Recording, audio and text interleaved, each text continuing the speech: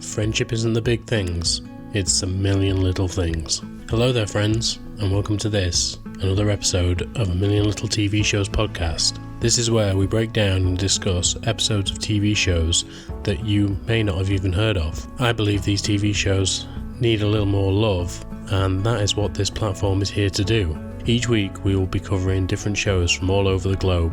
We'll be breaking down each episode, giving you the main highlights, and going through it bit by bit. But for now, I think it's best that we find out what's on the menu today.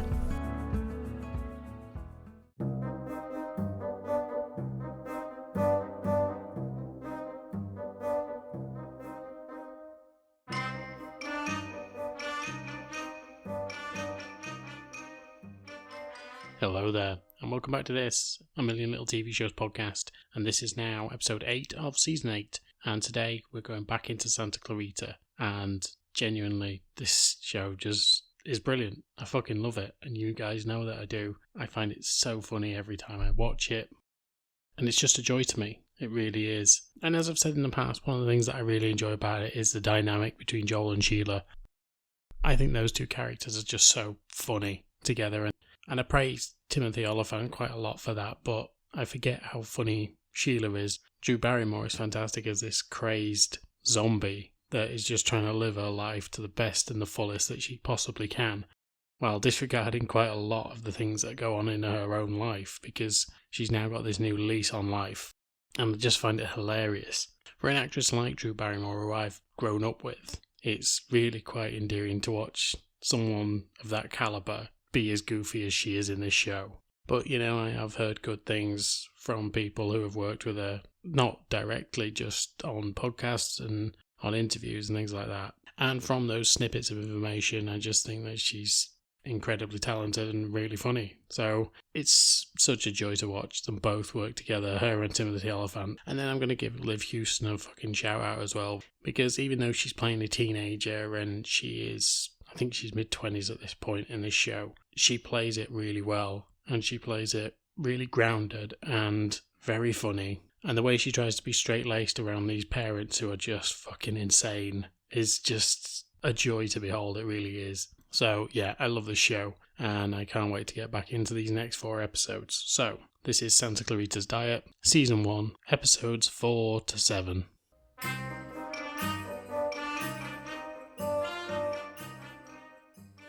Episode 4, More of a Cat Person. So now that the Hammonds, Joel and Sheila, have this new venture that they've got, they've started to show their first house.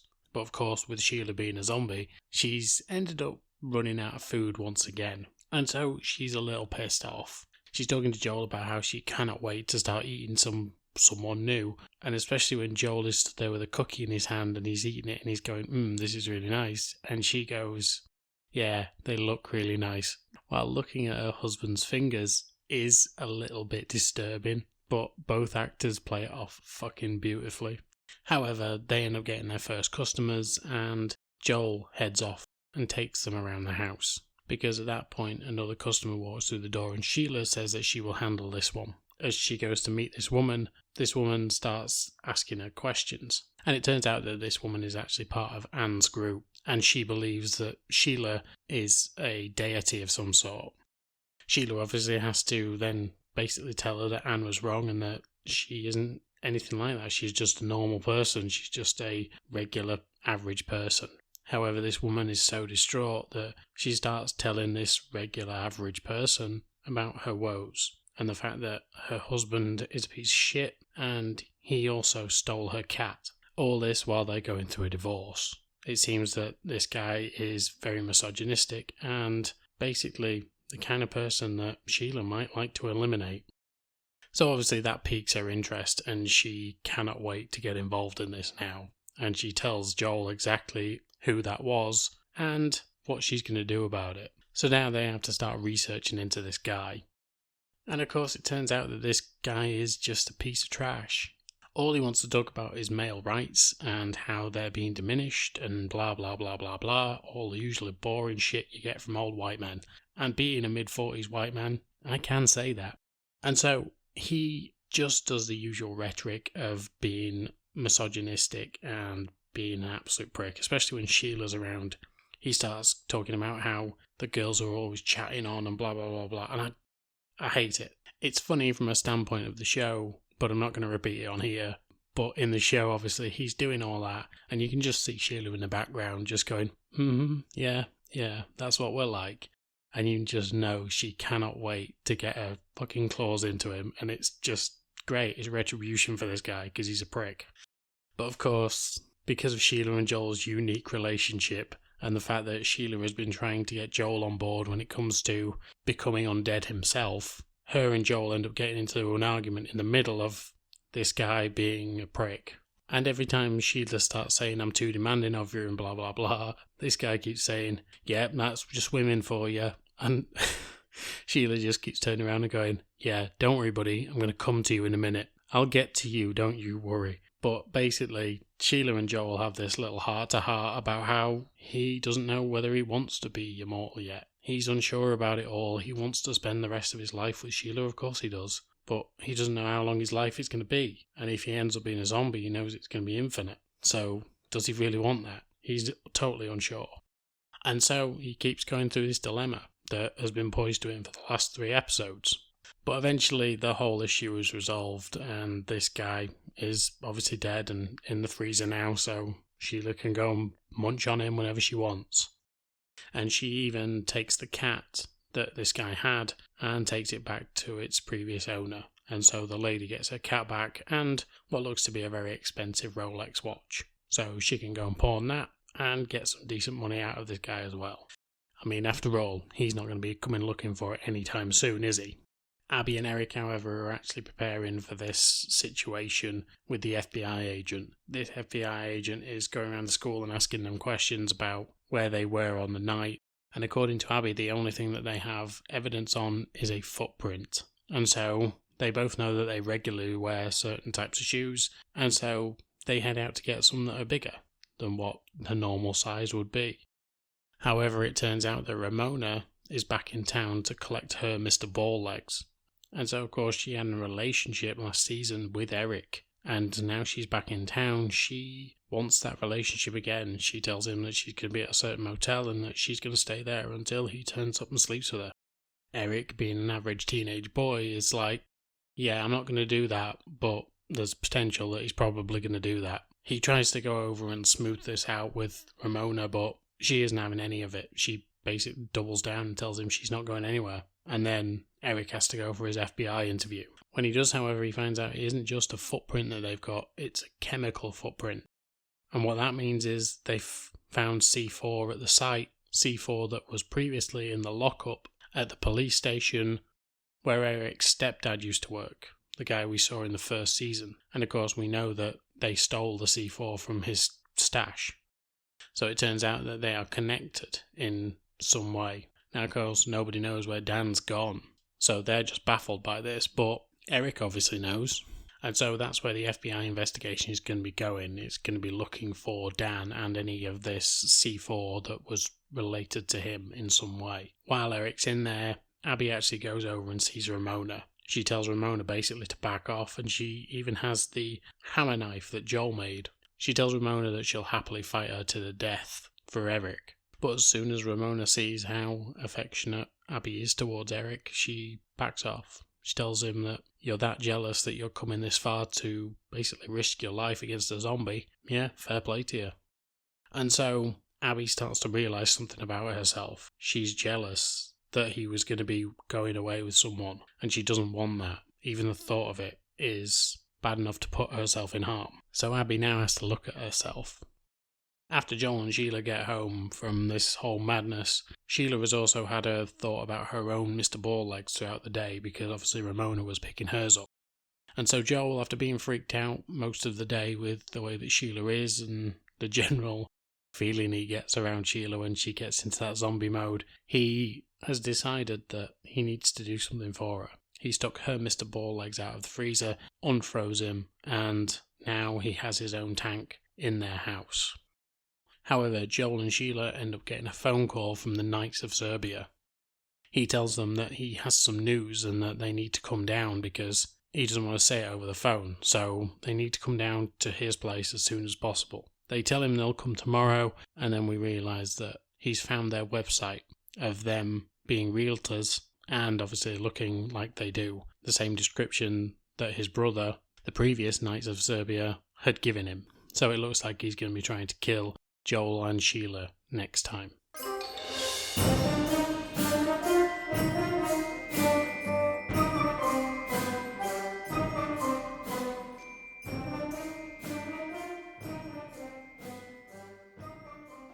Episode 5, Belle and Sebastian protect the head. Now, what I didn't tell you before is Belle and Sebastian was the name that they gave Joel and Sheila to the Knights of Serbia. That's what these people thought they were called. And so, when the Knights of Serbia, or in this case Tommy, has found them, obviously he knows now what their actual name is. However, we're going to start talking about Abby and Eric. Sheila and Abby start the episode and they start talking about her relationship with Eric and how, when Ramona said that she was going to take him away, that there was something there, there was a feeling there. She's not sure what it is, she doesn't want to explore it too much, but right now there's definitely something. She asked Sheila about what happened with her and her father and how those two met. And Sheila just says that they had chemistry when they were back in school, and that has never stopped between the two of them. And in fact, in a great line that Sheila comes out with, she's talking to Abby, and Abby says, "So you had chemistry from the start?" And Sheila just goes, "Yeah, we certainly did," and just gives this look of, yeah, we were doing a lot of fucking back then. And honestly, Drew Barrymore just fucking does it. She's so good. And of course, Liv Hewson in this is trying to play her daughter, and she's just trying not to laugh. You can see it on her face that she is adamant, don't laugh at that. But it is fucking hilarious. But she essentially says that just because her and Eric are starting in a place of friendship doesn't mean that they can't end up together. It's just, at the minute, they're not in the same place. Eric has always been, like I said before, around about 15 steps ahead of Abby. Abby's still figuring it out. And whether they end up there, I cannot remember for the life of me, but I kind of want them to be together. They're a nice little couple. But of course, this is the last season, so if we're going to get it, it's going to have to happen soon. Eric, however, is really freaking out because he's actually trying to find this C4 so he can get it out of the house and it can be gone. And that way, when the FBI agent comes over to investigate, it's gone. They don't know where it is, so I don't know. But when he tries to find the key in its usual hiding place, it's gone. So he starts freaking out even more. Eventually, the FBI agent turns up and Lisa, Eric's mum, brings her upstairs. She takes her into the bedroom and she shows her in the closet that has been locked up all this time, with Dan's stuff in it. Turns out, however, she's turned it into a closet for herself. And of course, Eric is baffled at all of this. She takes the FBI agent downstairs and shows her out and then comes back upstairs.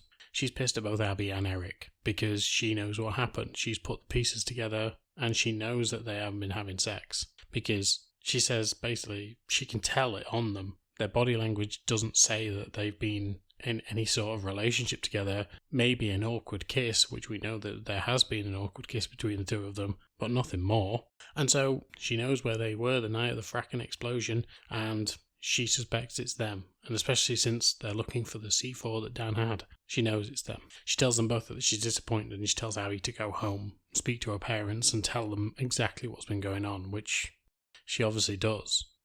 However, when she does, she's reminded that not only do they have body parts in the house, and at one point Sheila is eating someone's teeth, and I'll get to that in a second, they also have a head in the basement, because don't forget Gary's down there. Gary is also working for them now because he's got a little headset and an Alexa to actually help them out.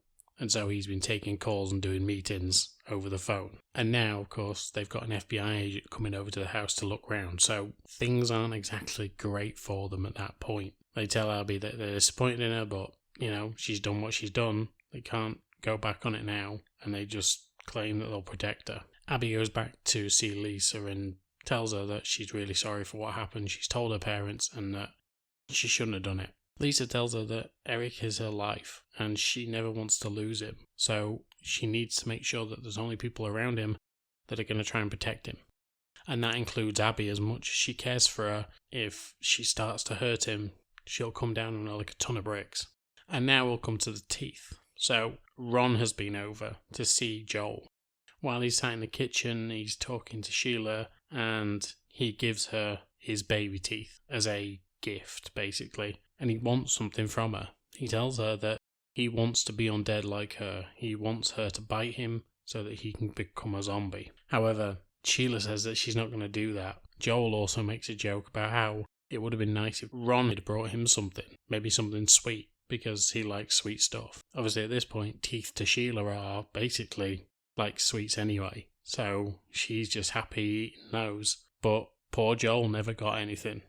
Joel and Sheila head out because they know that they have to go and meet up with Tommy, the Knight of Serbia.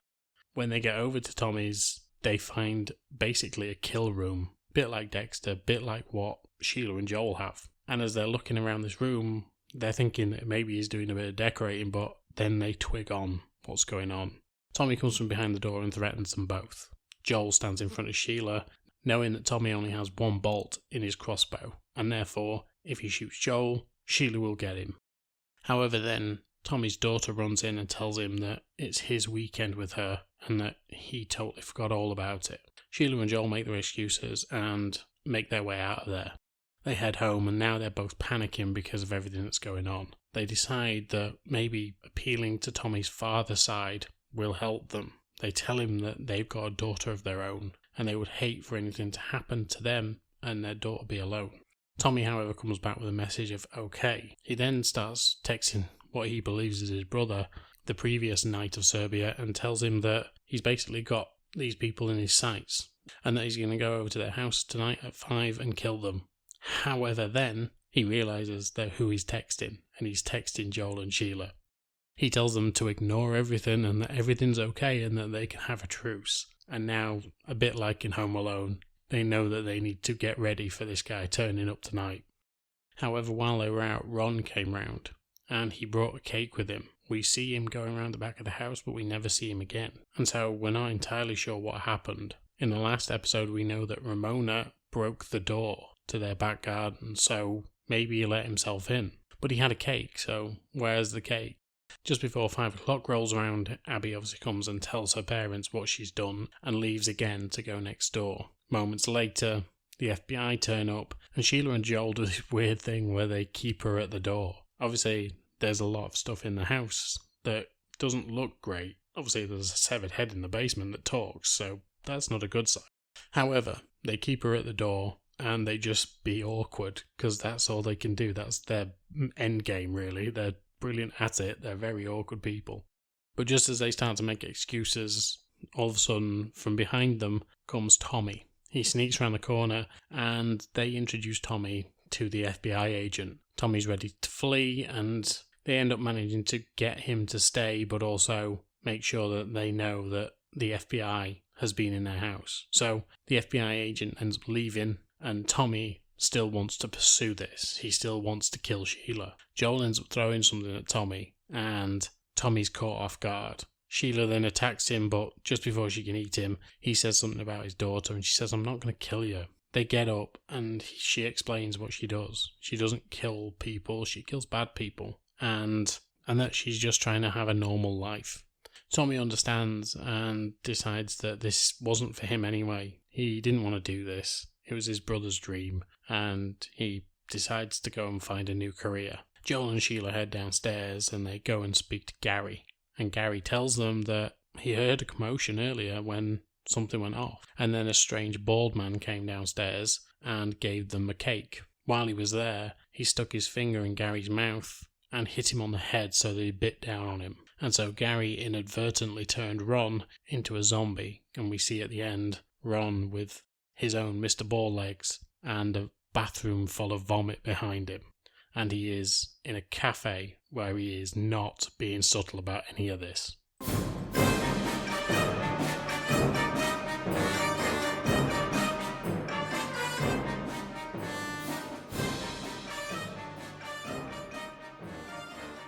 Episode 6, The Pear and the Chicken. This is such a fucking stupid episode, but honestly, I'm here for it. It made me laugh. So, because Ron has obviously run off, and now he's a zombie, Joel and Sheila know that they need to go and find him.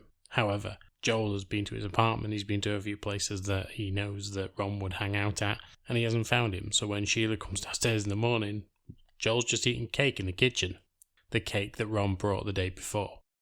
Sheila, however, wants to take Abby out for the day because Sheila started doing this Meals on Wheels thing. She wants to give back to the community because obviously she's been killing people in the community, so it would make sense. But because of this, and because of the way that Abby's been acting, and obviously the whole explosion thing, she wants to teach Abby a lesson. She's took her phone and they are going out for the day. They are going to do this Meals on Wheels thing and they're going to visit some old woman called Jean. Jean's quite a feisty old girl, but you can see that behind the facade of it, she's a sweetheart. However, in the last episode, Sheila went over to meet Jean and Jean gave her a mouthful. And of course, when Abby goes over, she sees Jean and she thinks that she's just a sweet old woman. But then Jean opens her mouth and is vile to her. But Abby gives as good as she gets. So they're both insulting each other and eventually come to a head of, well, neither of us are going to win and we quite like each other. So why not just try and be friendly? But before that, Jean had actually insulted Abby so badly that Sheila told her, look, don't ever speak to my daughter like that.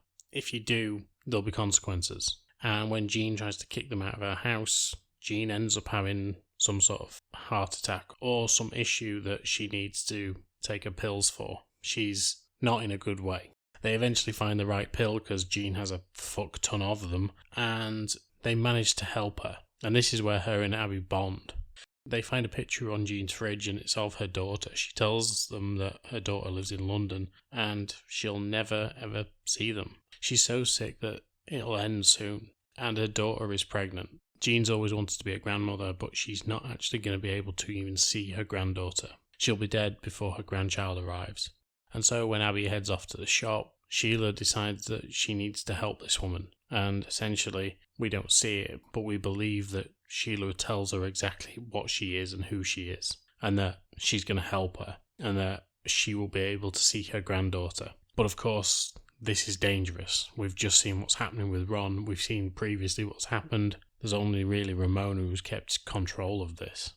Joel, however, is teamed up with Eric, and these two are filming a video because Joel wants to become a Knight of Serbia. He wants to take Tommy's place, and he wants to enroll himself in this new job. So basically, he has control. He can just keep writing reports saying there's no zombies while living with Sheila, and that's going to be their life. And they have to put together a training montage video, and it is brilliant watching them do it because Timothy Olyphant and Skylar Gizmondo have the best chemistry. They're like a proper father-son team, but Joel just doesn't want to acknowledge that he's his son, and it's brilliant. He's so funny. And Eric is just trying his hardest to be the best child that he can be, the best boy, and honestly, it's a fucking joy to watch. After the training video, however, and they go back home, Joel realises that he's fucked up. In this contract that they have to sign to become a Knight of Serbia, it says that basically his firstborn, i.e. Abby, will have to take on the line of succession if anything happens to him, which obviously is going to suck for Joel. He doesn't want Abby involved in any of this, not even from what her mum does. But of course, Abby is fearless, and she will want to do this. So they can't just discuss it with Abby because she'll just say, yeah, I want to do it. Sheila and Joel end up getting a lead on Ron, and they go over to visit his friend. Once they get to this guy's house, they actually find that Ron isn't there. They sit down, they have a chat with this guy, and then this guy's being a bit suspicious. He walks off into the kitchen, takes out a bunch of plastic sheeting, and we realise he's going to try and kill them. He's either a serial killer or he's a zombie, and he's got the same mentality as Sheila. He comes back out and he makes his excuses and asks them to come into the kitchen. However, just then the door goes, and at the door is Abby. She's brought some cupcakes and she hands them to Joel, and then she tells them that Ron has been at a park all day, a skate park. And so he couldn't have been with this guy, like this guy has already said. They start to question him, and he says, fuck it, I've been the nice guy all the time. I'm going to rip out your intestines. This guy is obviously a zombie. As Sheila goes towards him, she gets kicked in the head by this guy and falls over the desk. He then goes after Joel, and Joel takes out the knife hammer, but misses the target and slams it into his shoulder, while this guy's trying to reach out for him. And just then, from behind, this guy gets stabbed in the head and falls to the floor. And of course, Abby is the one stood behind him. She tells them both that she wants to do this. She wants to be a Knight of Serbia because she can do this. If Joel falls, then she will take up the mantle. But they need to be certain on this. And of course, Sheila and Joel both go fucking crazy at her and tell her she is not doing this at all.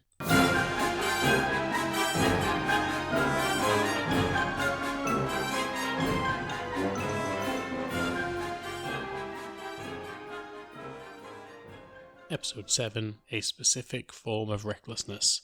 And so now that Joel feels like one side of the Knights of Serbia has been dealt with, and he's obviously trying out to be their next Serbian ninja warrior, it's now the turn of the actual Serbian government. Don't forget, they're still hunting Sheila and Joel as well. And so they're trying out all types of new torture devices to actually use when they get hold of Sheila.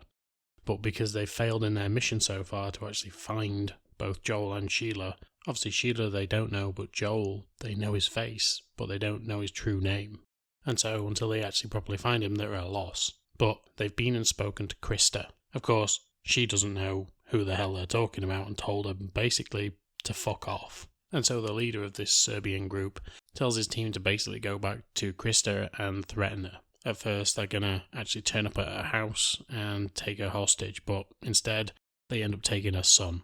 And when they threaten to kill Chris and Krista's son, Krista confesses who potentially it could have been. The only thing that they had to go on was the fact that Joel had blood on his shirt a couple of days ago when he came out of her house. And she tells them exactly who Joel Hammond is.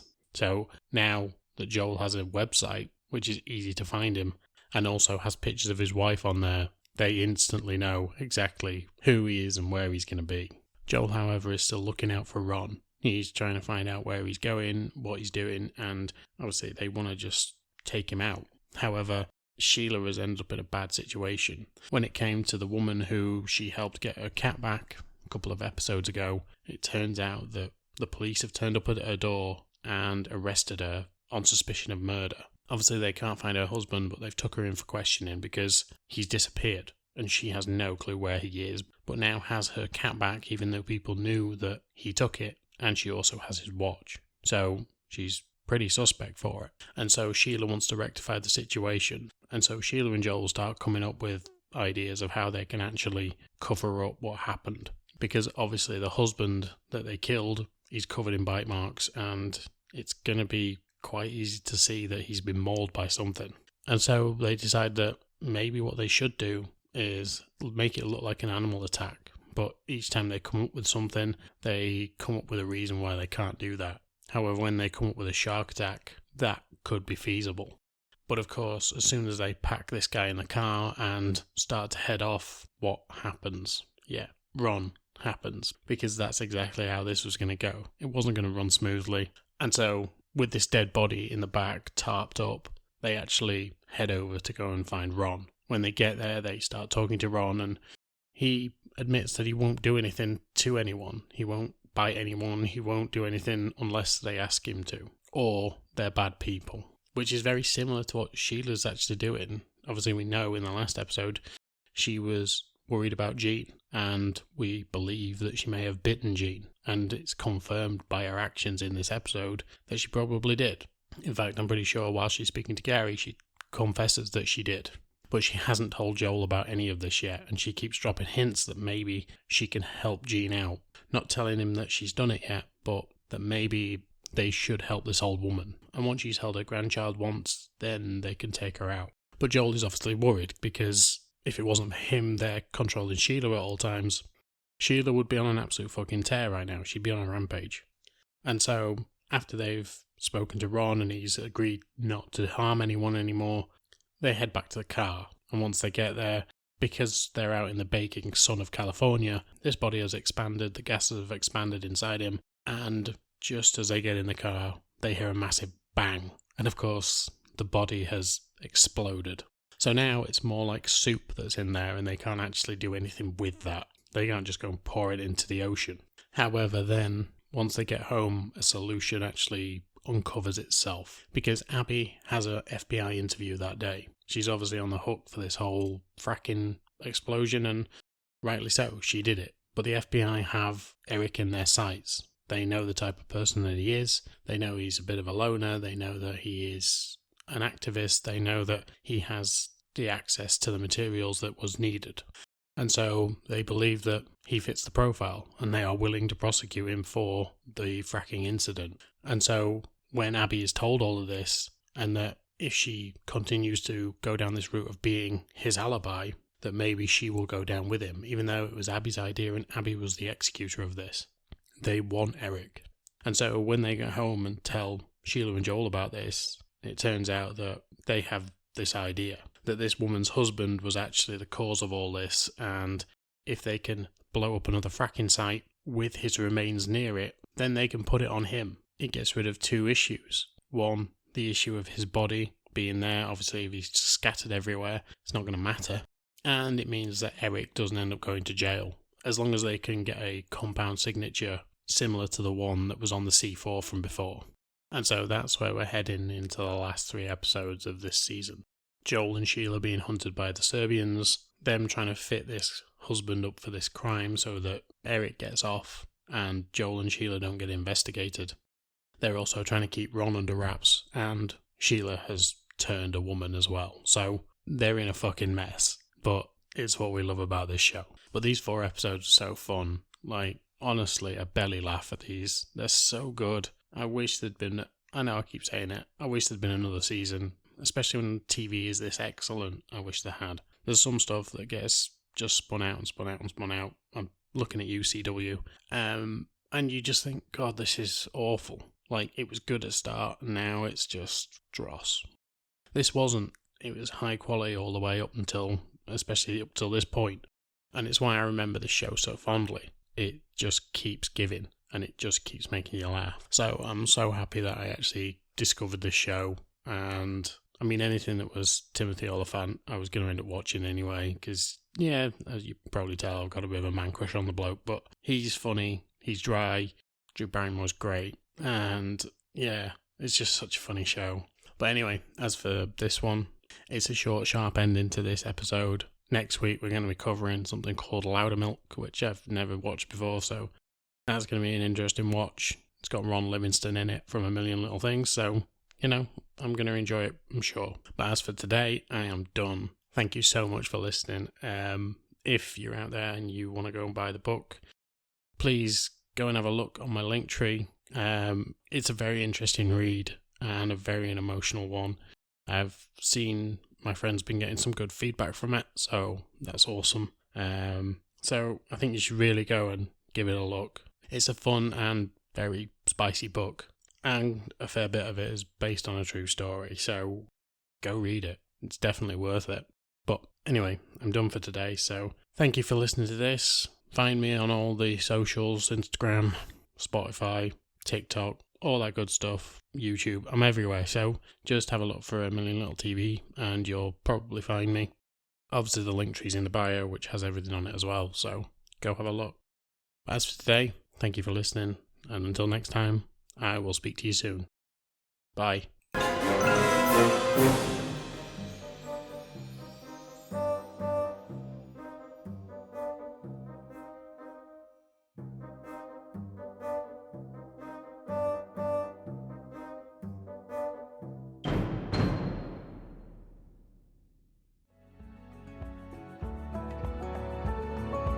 And that is it for now, amigos. And yes, I am as angry as you are at me for that sentence, but I hope you enjoyed the show and had some fun along the way. It means a lot that you are listening and supporting me. This is an independent podcast after all, and doesn't get a lot of backing, so it is great to know that you're out there, you're listening, and if you want to come talk to me on any of the platforms I'm on, just come say hi. I'm on Instagram, I'm on Twitter, and I'm even a little bit on TikTok. I don't post that much, but I'm on there. And you can also drop comments in the comment sections on any of the platforms, Spotify, Apple Podcasts, Podbean, wherever you get your podcasts from. But as always, thank you for your time, and I will speak to you soon.